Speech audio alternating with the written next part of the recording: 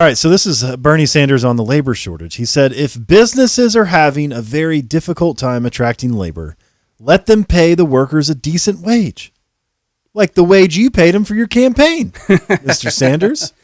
I don't think anyone's getting rich on a $300 a week supplemental. And I think, ultimately, the way the market is supposed to work is if you want to work for me, I've got to pay you a wage that attracts you. Let's try doing that. The way the market works. Oh. This is the market. So now he's going to use capitalism. Mm-hmm. Capitalism. I'm putting him in quotes because it's not real capitalism.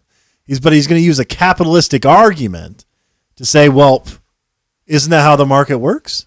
What? It's just, you got to pay him more than the government pays him. Yeah.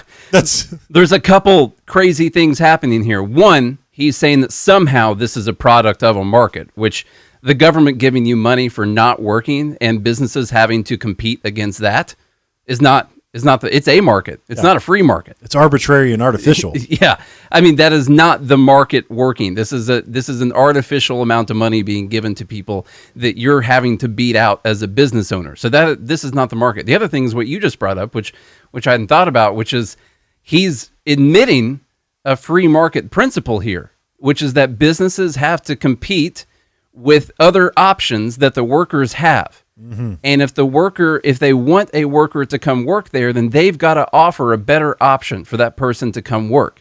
And that's why they would go back to work, meaning it's going to drive up wages so businesses can attract people.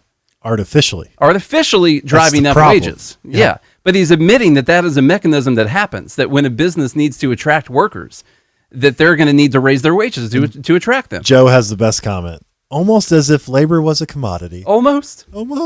I mean, he's almost admitting labor's a commodity. So close. But, I guess governments do that.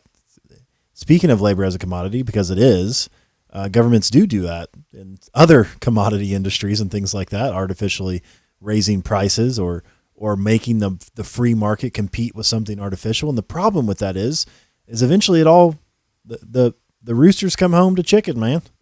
And that's the problem with it. Mm-hmm. You don't get tendies like you're looking for.